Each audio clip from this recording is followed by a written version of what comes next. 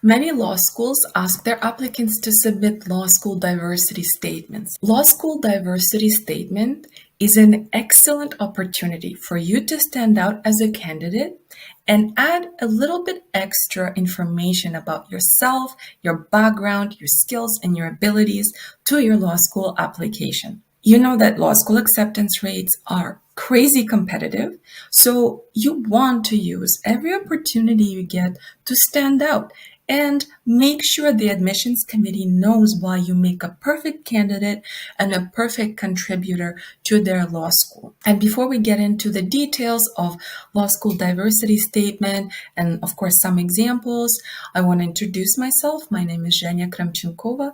I am the content manager here at BMO, and we've helped hundreds and thousands of students pursue their career dreams. And I'm here today to give you a little bit of information on how you can stand out in your law school application using the law school diversity statement. And before we really get into the nitty-gritty of how to write a diversity statement and what to include, I want to clarify for you the big differences between the essays you might have already submitted, like your law school personal statement, and the diversity statement. Many students are confused by the option or the opportunity write diversity statements because they've already included their main kind of steps of pursuing law in their personal statement, right? You've already answered the question why you want to be a lawyer and what makes you a unique candidate. That information is probably already in your personal statement. However, when you're given the option to write a diversity statement for your law school, you should try and take it. Diversity statements are often said to be optional. They are not required for some schools. But as I already said, you want to stand out as much as possible in your application. And you also want to show that you can be a great addition to your incoming class, that people in your cohort will actually be able to learn something from you. And I don't mean your perfect knowledge of the law or anything like that. I mean that you've gone through things in your life that enriched your perspective, and therefore when you share it with others can enrich theirs. That's really the biggest kind of objective of a diversity statement. The admissions committee wants to see what kind of perspective, what kind of experience you can bring to diversify perspectives in the classroom and in your cohort.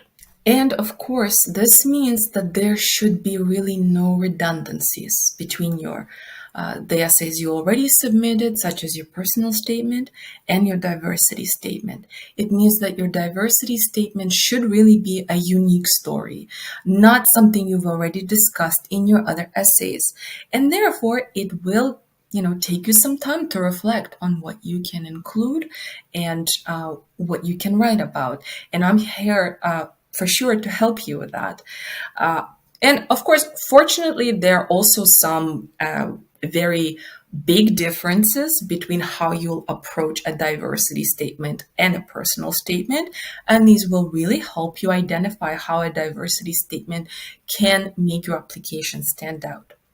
First of all, you should know that a diversity statement is usually written in an answer to a prompt, which makes your life a lot easier. Of course, when you're writing a personal statement, there's usually never a prompt. You're basically just asked a very general, vague question of why law, why you're pursuing this career.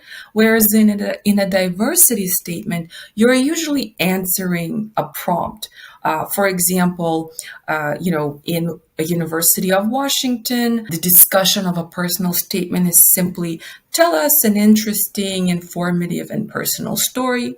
But for their diversity statement, they actually say, tell us about how you grew up. So instead of the vague informative story that they're asking for, here for the diversity statement, you're actually given a prompt. How did you grow up? So it's a lot easier to brainstorm and understand what they're looking for here, which should help you structure your essay. Another big difference for diversity statements versus personal statements is that you're usually given less of a word count. Most law schools have a word count of 700 to some have 1400 word count for their personal statements. So that's quite a lot. Whereas in your diversity statement can be as short as like 5 words or 300 words. So there's a difficulty of structuring it, but it can also help you really focus on one idea of what makes your story diverse and what kind of diversity you can bring to your incoming class. A common mistake we see with diversity statements for law school is that students seem to think that they don't have a story to tell. They don't know what to write about, and they think that they have no experiences that makes them unique or interesting or a diverse candidate. And that is 99.99999% not true. Most people have an experience of diversity. And of course, we often think about traditional categories of diversity, and that's great. And those can and should go into a diversity statement if they have not been discussed before in your personal statement, for example. But your diversity can be a little less traditional. For example, maybe you grew up in, a socioeconomic situation that didn't allow you to not work while you're studying. So you had a job throughout, 4 years of college, or maybe your job didn't allow you to graduate on time. And you had to take 5 or 6 years to complete your bachelor degree. That's diversity as well. Or maybe you are a very, accomplished musician. That's diversity as well. Or maybe, you represented your country in the Olympics. That's diversity as well. And I know that right now you're thinking, well, like these are all very accomplished or being accomplishments. But what I'm trying to say is that for your diversity statement, whether it's optional for you or a requirement for your application, you really need to sit there and reflect on what you've gone through and what you have not spoken of in your other application components. Really dig deep and see what kind of experiences you can talk about that really create a narrative. How will you know that they create a narrative? Because they shaped who you are. For example, of course, something like a religious affiliation, right? Or your educational history. Maybe you went to a boarding school, or maybe your parents sent you away to study in a different country because they believed you'll have a better future there. All those things can really, really make a great narrative. And even if you think that you don't have anything to talk about in your diversity statement, I bet you that's not true. And you might need help with just the brainstorming part, if not the writing part. Reach out to a professional like an admissions expert, or start by discussing this with your family, with your friends. Ask them what makes you unique, or what kind of experiences or events they think of when they think of you. So that's how to approach this essay if you think that you don't have anything to write about. And for our law school diversity statement example, we're going to go with a Stanford Law School optional essay prompt, the diversity essay prompt. And I'll read you out a sample essay that one of our students submitted. And here you go. So here's the prompt. Describe how your background, life and work experiences, advanced studies, extracurricular or community activities, culture, socioeconomic status, sex, race, ethnicity, religion, sexual orientation, gender identity or expression, or other factors would contribute to the diversity of the entering class, and hence to your classmates' law school educational experiences. So, a very, very open diversity essay prompt. And here's the answer. Despite growing up surrounded by other Inuit in Igloolik, I have been aware of the fundamental uniqueness of my people and culture for as long as I can remember.